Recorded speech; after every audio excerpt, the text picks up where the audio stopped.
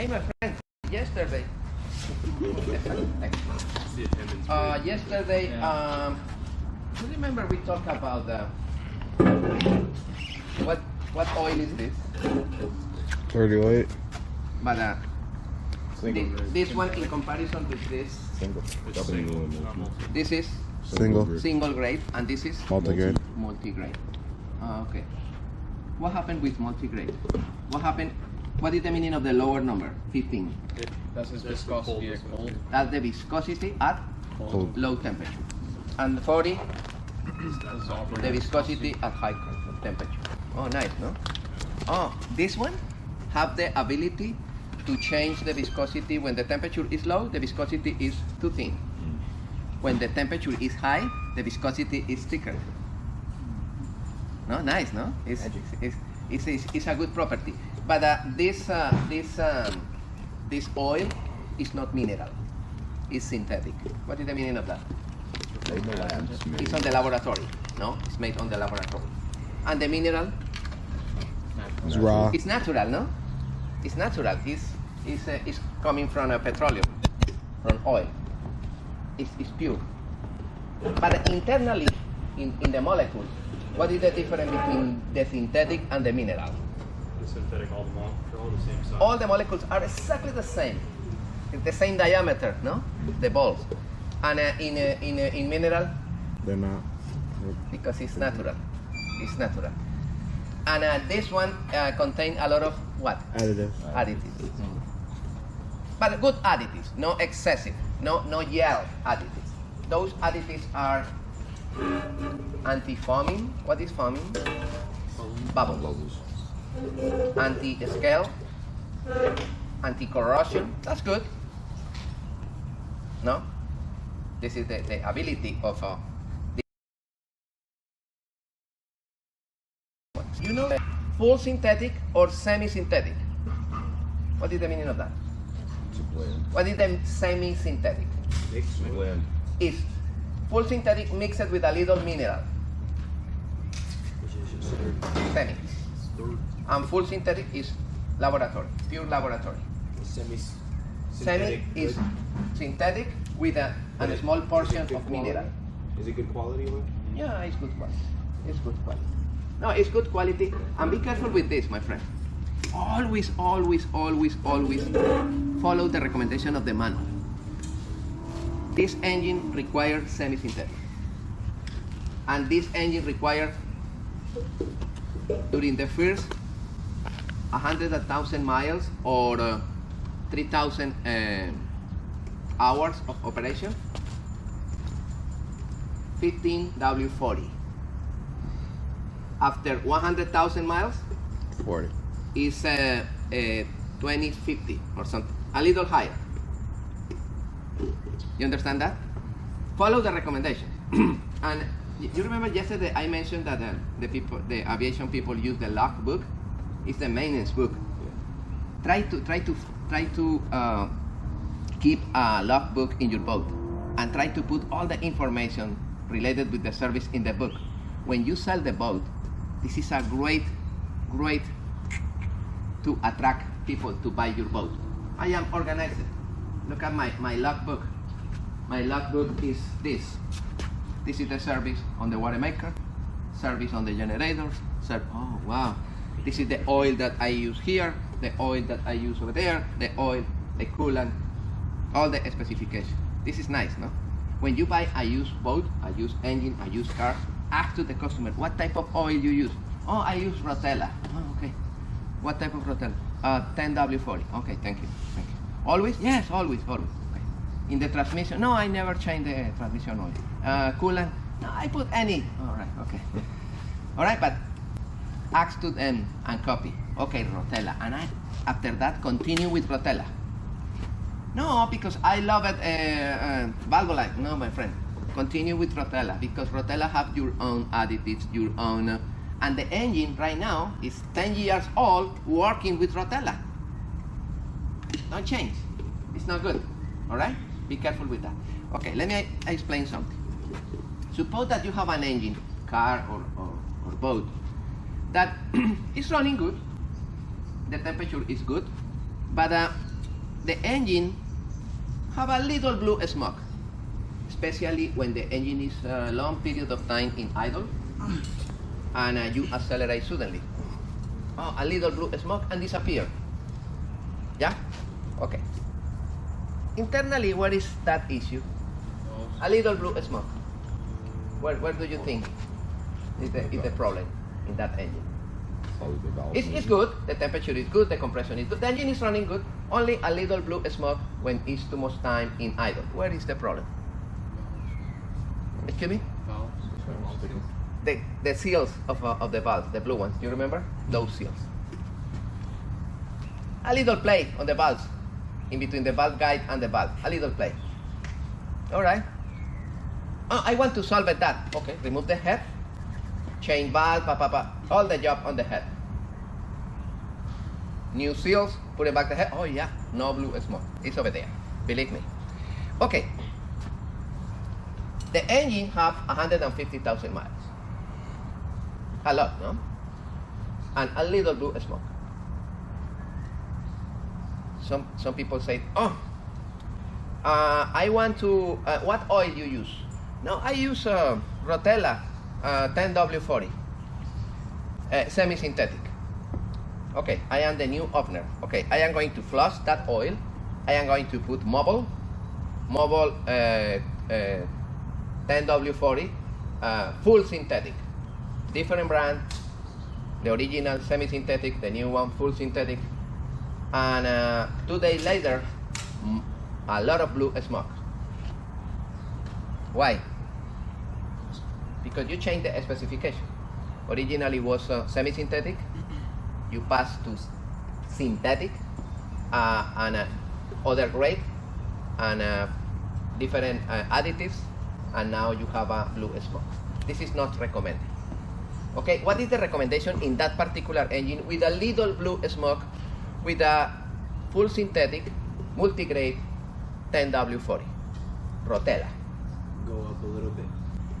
Go up a little bit, or if it's possible, pass for Rotella, the same, but no multigrade, single grade, 40. Continue right now, after today, put on the logbook. In December 27, I start with Rotella, single grade, 40. Oh yeah, no more blue smoke. Years later, a little blue smoke again. Okay, pass, continue with Rotella, no 40, 50. And after that, repair the engine. All right, but it's good, no? This is the idea. Okay. Suppose that I have an engine that right now is running 5 years ago with single grade straight oil, 40. Can I return to multigrade, 10W40 or? No, under any condition. You need continue single grade until the end of the engine. That's correct. Never return to to multigrade because the additives and all of that. But what if you rebuild it? Can you change the oil?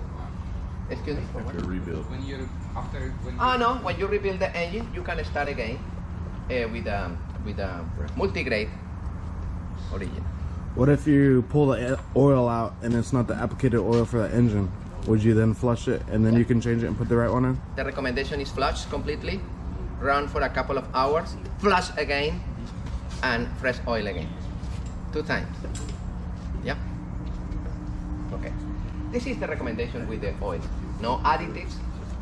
Never use additives. Take it to the Any other question about the oils, my friend? or the type of owner will oil. tell you, be like, oh, this is And keep the level according with the level recommended in the dipstick, no higher, no lower. And be careful with the check for leaks of oil. Remember, the majority of the time the problem is not on the oil. The people see oil on the oil pan. bilge, and the people say, no, this is the gasket of the oil pan. No, my friend. But your finger is wet. Yeah, because the front seal of the crankshaft and the rear seal, they leak and is around the gasket, but it's not on the gasket, it's on the rear seals, believe me. Alright? In that case, you need to remove the front elements, separate the transmission to get access to those seals. It's clear, no guys? Good? Ready? Okay. Finito with oil, and now we are going to continue with the cooling systems. How many type of cooling systems are in marine engines? 6. Wet and excuse me, raw water system and closed system. Raw water system and closed system. Raw water system, what is the meaning of raw water? Talking about inboard engine, no outboard. What is the meaning of raw water system in outboard? It's cooled by seawater. Through the lower unit using the water pump, pull the block. The raw water circulates through the block and the head. Okay. And after that, Oh. goes out through the exhaust pipe, exhaust gases. The raw water circulates here. Suppose that this is my boat and I use this boat once per month, maximum twice per month.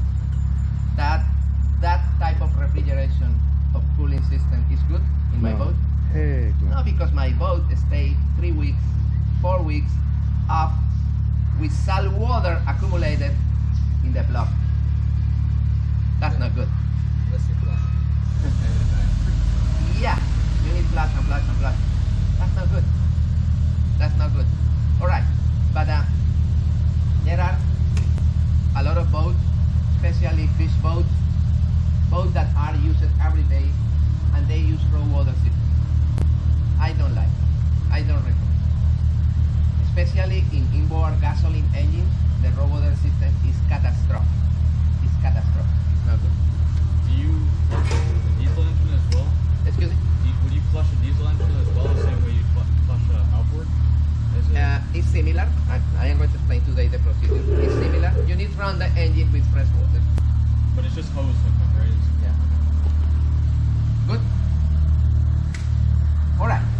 Remember that in cooling systems we have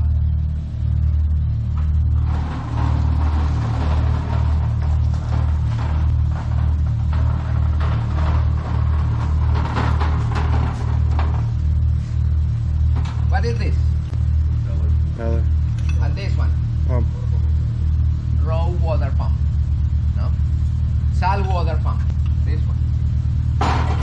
Or this one. Same thing. It's a little bigger. And here is the impeller. Here is the impeller. Okay, guys. What is this? Coolant pump or circulating pump. No? Or freshwater pump. Some people call freshwater pump, but it's coolant. It's coolant. Look at this. Look at the impeller of the coolant pump is Metal. metal. It's metallic. It's metallic. And look at the impeller of the raw water pump is Plastic. it's rubber. It's flexible. Why the raw water pump, the impeller is flexible?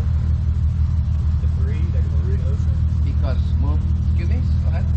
It says provides an efficient solution to most the flexible impeller pumps is that they are self-priming, Self-priming. Number one. which means that when the vents of the impeller are depressed and rebound, they create their own vacuum, drawing fluid into the pump.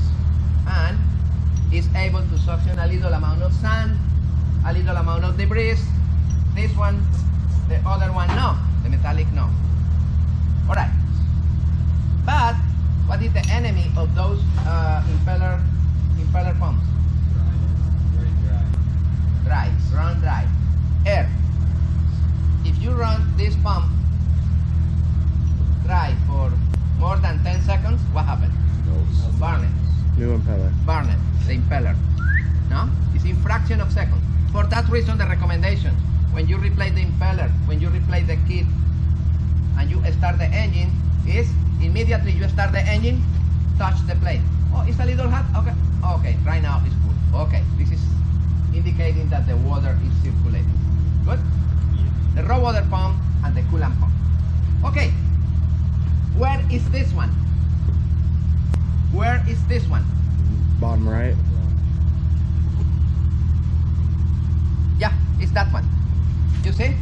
Coolant pump is bolted on the block. It's part of the block. Where is this one? Is external. Normally with a valve here. No? It's external pump. It's not on there. It's external pump. Okay. Mr. Lopez, if I have an engine like this running with raw water system,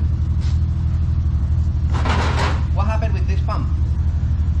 This pump is moving coolant or raw water? Coolant. Excuse me? Wait, if you have a raw water, The engine is raw water system. it's moving raw water. Raw water. Is good for this pump work with raw water? No, corrode. This pump was designed to run with coolant.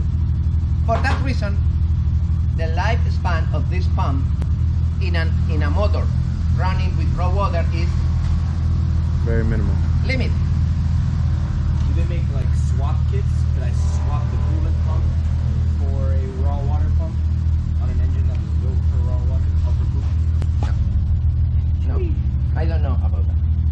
No, I'm gonna design it. no. This is in my opinion. This is in my opinion not good. This pump was designed to run with coolant, not with salt water. When the engine is running with salt water, this pump is circulating raw water. And you have millions of problems related with this pump. Okay, my friend? For that reason, the raw water pump every day is less popular. It's less popular because it's not good to circulate raw water through the engine. What happens internally in the engine, my friends, quickly, when the water is stagnant, is over there for long period of time, touching the metal of the block and the head. What happens internally? Corrodes. Accelerate the corrosion, number one. And additionally, you remember the components of the salt water? It's sodium, chlorine, calcium, a lot of components. The sodium and the calcium is like a white powder, no? That white powder is accumulated in the walls, in the internal walls where the water passes, creating an insulation in between the metal and the water. And then the heat transfer is not good because the calcium accumulated in the walls isolate and reduce the heat transfer between the water and the metal. That's you understand? For that reason, it's important if you have an engine with a raw water system, flush the water constantly and run the engine with the water mixed with bleach or something like this to eliminate that calcium. Yeah? Okay. I don't like that system. I don't recommend, especially in inboard gasoline engines. I have bad experience with those systems. With the cooling system that pulls the water in the pool, what is stopping it from pulling in like debris, like fishing lines and sea? Oh yeah, this is the enemy. This is the enemy. Remember that the system starts in the strainer. seacock, pass through the filter, the sea water strainer. filter, and after that the raw water pump. No? Yeah, the filter, you need to remove the filter. I explained in the videos, remove the basket, clean the basket, flush the basket periodically.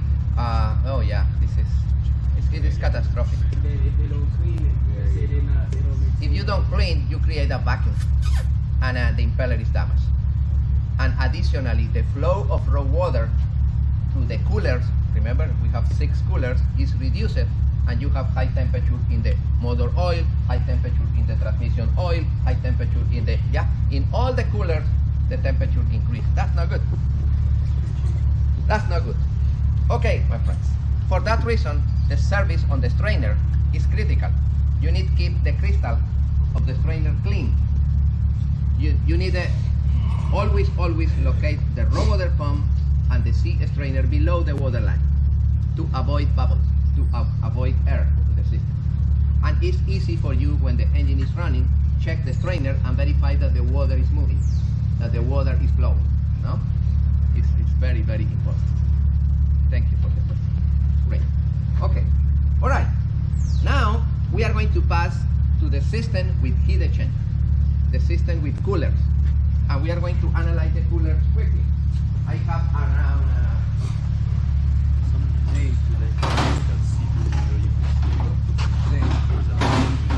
At work, we gotta empty our strainers 4 times a week.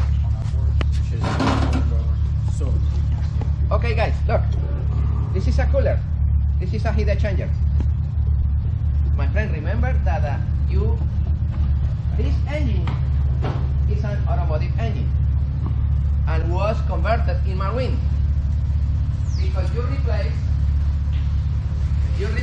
the radiator in this engine for this. Look at the radiator. The coolant enter here, circulate here, and return into the block. Simple. And how you reduce the temperature of the coolant between this and this? With a flow of air. I am going to do the same in my engine. I am going to do the same in my engine. The coolant enter here, and the coolant goes out and returns into the engine. And I am going to pass salt water and salt water continuum. I'm going to replace the radiator for this radiator. This is a heat exchanger with raw water, and the radiator is a heat exchanger with air.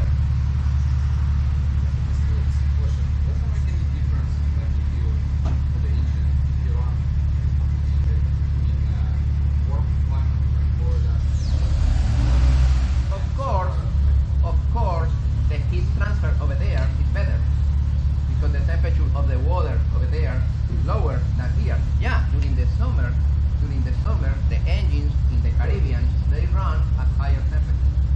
That's true, but there's only a certain amount that yeah, that's true. Okay, guys, what happened internally? Let me disassembly quickly. How are you?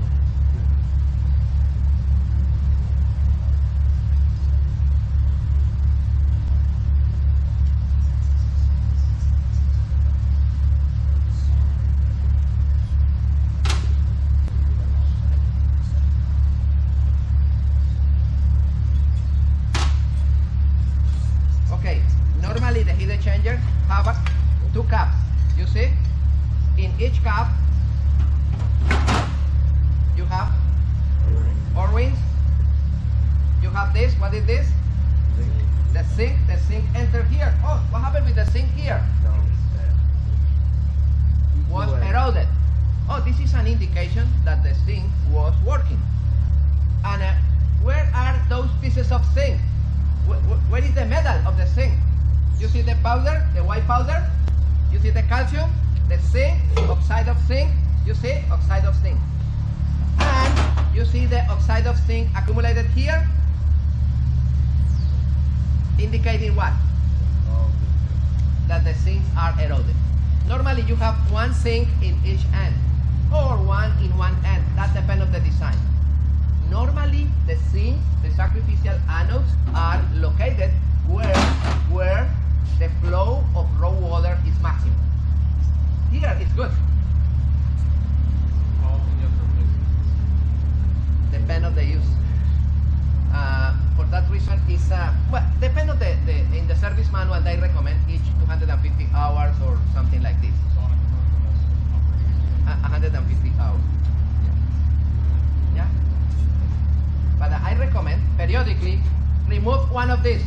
Oh, I don't have. I need to replace because probably your boat is used in an area. Depend on a lot of circumstances. What is the material of those elements? Nickel, copper, 9010 or 7010.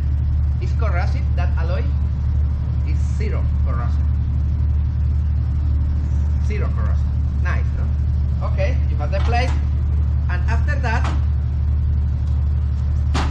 then remove the other end. The other end.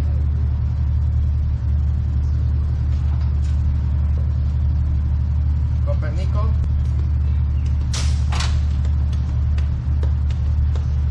Let's copy. Let's. Vanilla. You see?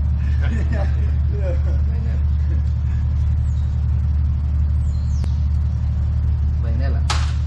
Okay, guys. Whoa! Look. It's like a machine gun. It could just be like deceased. Be careful with the orange. Oh my god. What is this? What is this? The housing. The housing.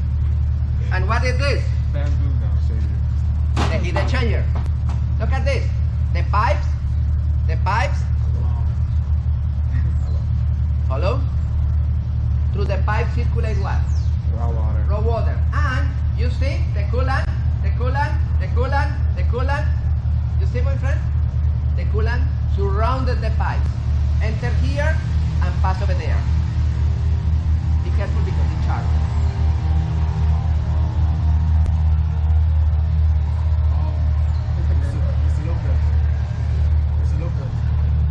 When you're cleaning it and you're Yeah. spraying the With a wire. Yeah. Let me bring a wire. It's good idea.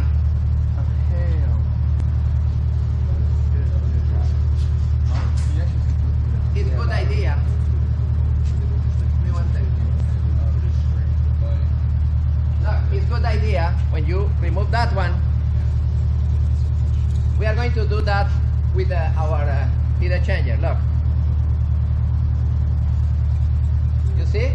You eliminate the calcium, and after that you flush with water at high pressure. Good? Oh, one important thing, my friends. Pay attention. Suppose that you did the service on the raw water pump. Where's my raw water pump?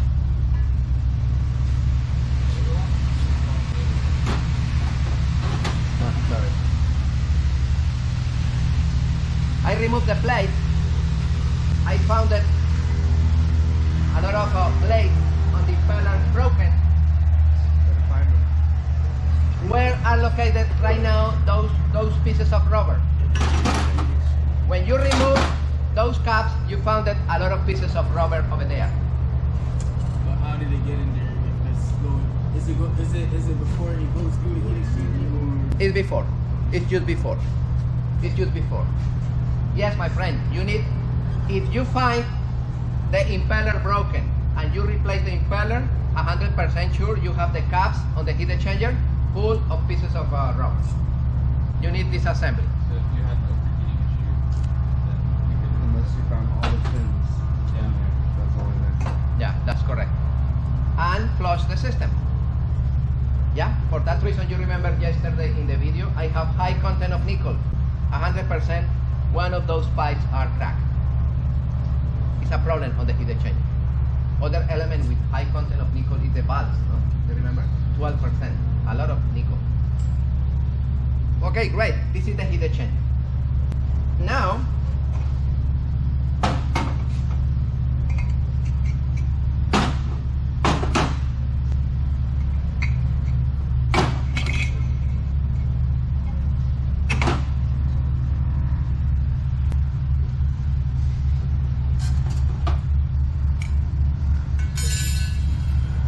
always when you put it back those O-rings with grease, no? Lithium grease. After that the plate. That would be parallel flow, right? After that other, excuse me? That would be parallel flow. Because it says there's two classifications. Oh yeah, this is parallel. Right now we are going to check another one opposite. And you put it back this one. Too much patience. If you are mechanic, too much patience. I don't have patience. Okay. Go to the cordon bleu and start the cooling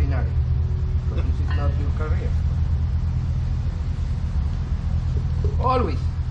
Additionally, if you have a girlfriend that doesn't like the smell to gasoline, this is not the lady for you. Then You work need on another diesel. lady.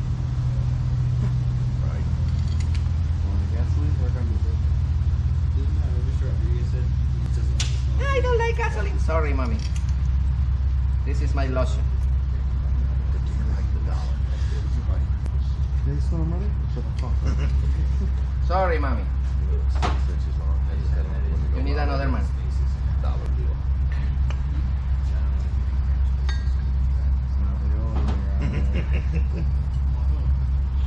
Oh, given the choice, it'd be the coin, trust me.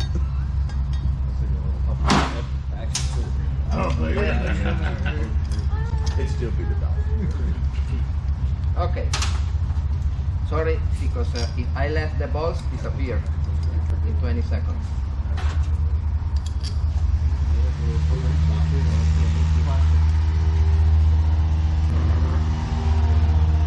Okay. Ready to go.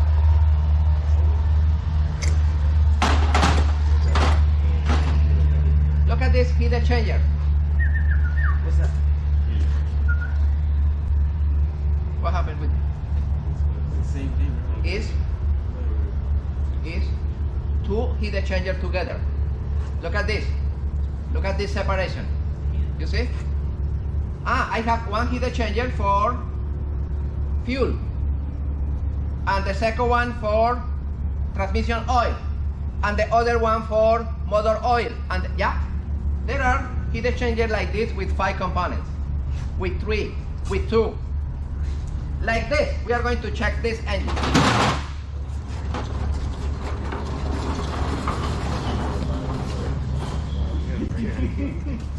We are going to follow this path, my friends.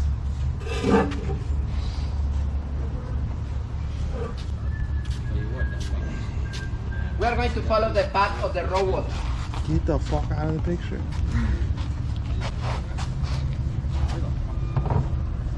The path of the raw water, guys. Follow me. The raw water. Enter here. You have the strainer. Normally you have the C-cock here. The raw water pass through the strainer. The raw water continue. What is this? Raw water pump? The raw water pump. Here is the plate. The impeller is here. That's the raw water pump. The raw water pump suction the water, pass through the strainer, and enter over there. The C-cock and the strainer should be located below the water line. Okay, raw water is here. No? The raw water is pumped into this compound heat exchanger. How many compartments? 3. 1, 2, and 3. Okay, we are going to analyze what happened with the first one. Oil. Motor oil. Motor oil. What happened with the second one? Fuel. Fuel. Fuel filter. What happened with the third one? Transmission. It's free. Could be used for transmission oil. It's free. Oh, Mr. Lopez, what happened if I let those holes open? When I start the engine, raw water is coming out? Nope. No. No, because the raw water passed through the middle. This is open for the fluid that you want. In this moment, it's available for power steering fluid or transmission. Yeah? Okay, look at this. The raw water continuum. Everybody follow me? Raw water continuum. And enter in this element. Aftercool. What is this? Look. Roqueta. Where is Roqueta? Look at the raw water. Enter here and return here. You see? This is cross flow. Cross flow. Raw water and raw water continue here. Ready? What is this element? With fins. Intercooler. Excuse me? Look at this. Look at this. This is the intake manifold. Intercooler. What is this? Intercooler. Intercooler. What is the function? Cool the air. Look at this. Cool the air. What air? Intake air. From the turbo. The air coming from the turbo. Look at this. This is the turbo. This is the air filter. With the camera. This is the air filter. Guys, the air filter, the cold side. Suction the air at atmospheric pressure. Compress the air. And the air, fully compressed, enter in the bottom of this element. What is this? Intercooler. Intercooler. What is the function of the intercooler? Cool the air, intake air. Why? Because High pressure. If it's too high, the temperature, what happened? Vapor lock. Okay, to avoid vapor lock, this element reduces the temperature of that air pressurized at high temperature. Okay, reduce the temperature. Oh, excuse me, the salt water internally is in contact with the air? No. No, because the salt water is through the pipes, and the salt water continue here. And the salt water continue, and enter in other heat exchanger. What is this heat exchanger? Cool. Coolant. That area on top, what is the name of that area on top? Cool reservoir. Excuse me? Expansion tank, no reservoir. The reservoir is the plastic container located here. Okay? This is the expansion tank. Look at the raw water. The raw water go here, pam, cross flow, Roqueda, and enter here. What is this? Look, exhaust manifold here. Look at the exhaust manifold, exhaust valve, exhaust manifold, gases, exhaust manifold. You see? The gases enter here, pure gases, spin the turbine of the turbo. The excess of gases goes out. And now the excess of gases are mixed with the raw water and gases together, elbow of the exhaust manifold, and bye-bye. Good? Good, guys? Yes. Nice, no? This is the path of the raw water in this engine.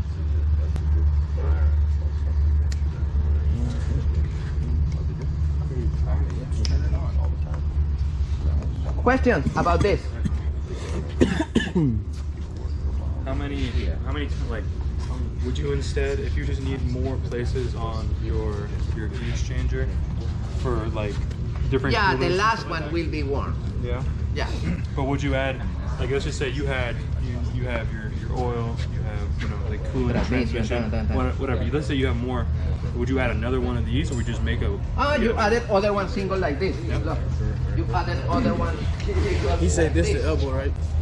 So shouldn't there be You like two say, things? I need other one. I see You added it's other coming one. from here. Raw water and the raw water Shouldn't it be continue. coming from This somewhere one else going exclusive into it? for. Like, isn't there two things this. inside the elbow? Yeah. Yeah? The exhaust and water. And then Okay. What's Exhaust. What's the purpose? Exhaust mixes with the water. It goes out. Two things, water and exhaust. Okay, And it guys, measures come temperature on sensor. here. You have 2 minutes. Give me the camera. I am the camerographer. You say to me, Mr. Lopez, in this engine the raw water enter here. This is the heat exchanger. This is the intercooler. This is the oil cooler. This is.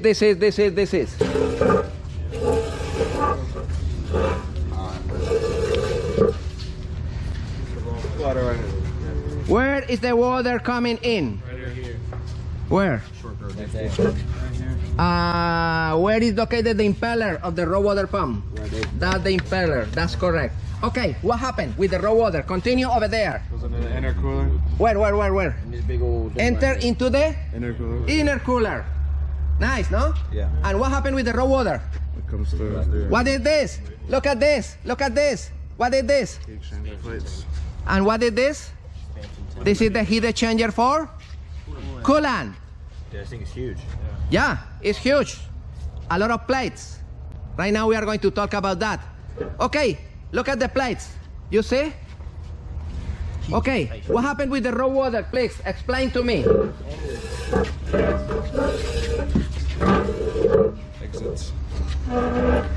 In this particular case, my friends, come on. The raw water here is divided. One portion of the raw water goes out through the exhaust pipe, and other portion continue cooling other fluids.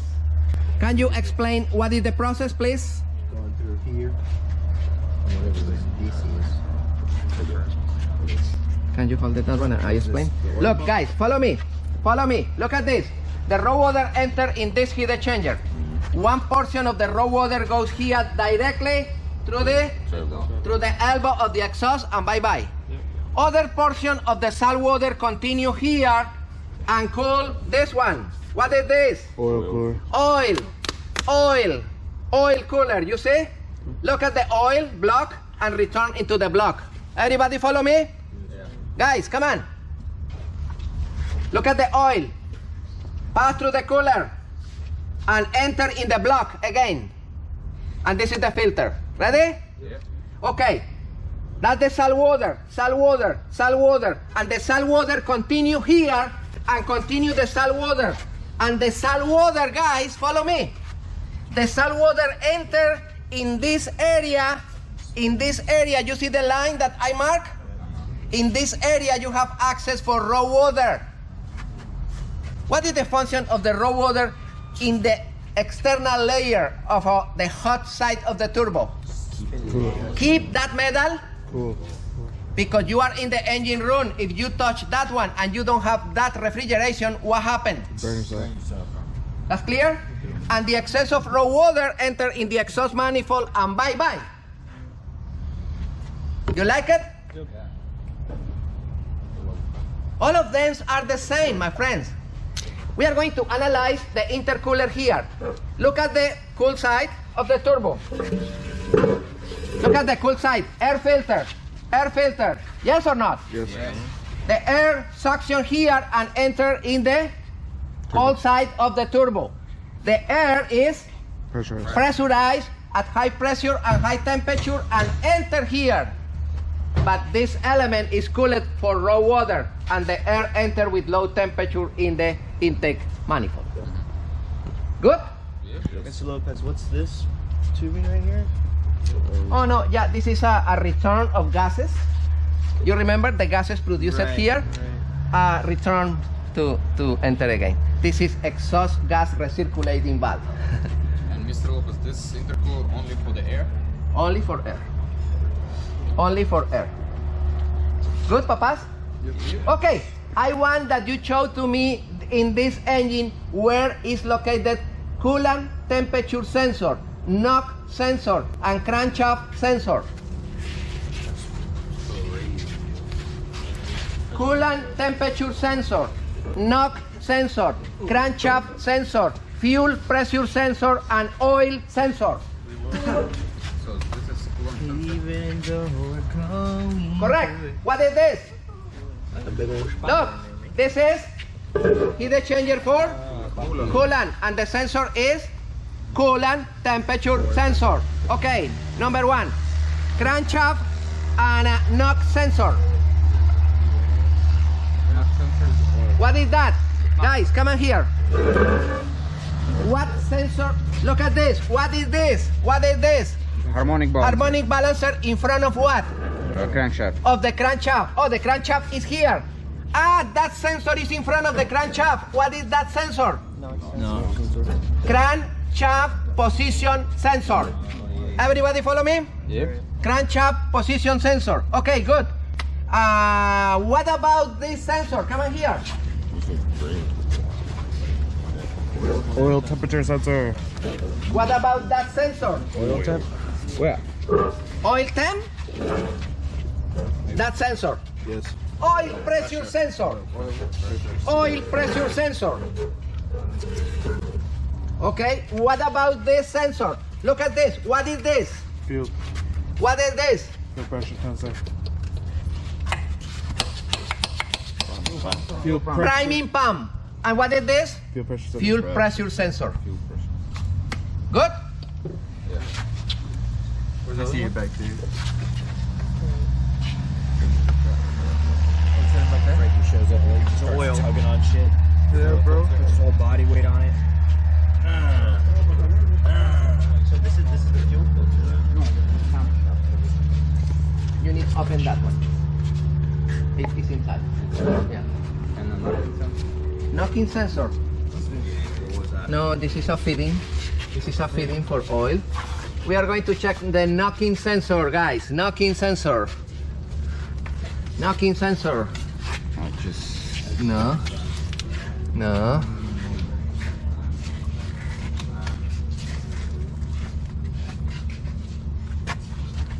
Knocking sensor.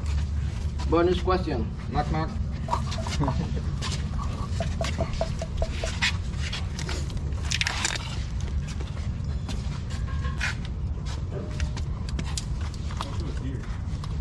No, it's if you install another additional priming pump mechanical. Big stuff.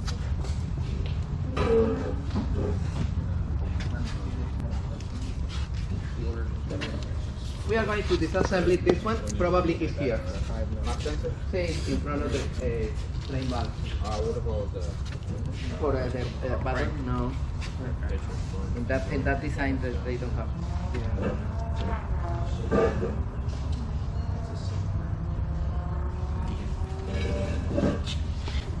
Is this one? What's this? This is one. Oh yeah. Yeah, that one. That one is the knock sensor. That's the knock. This one?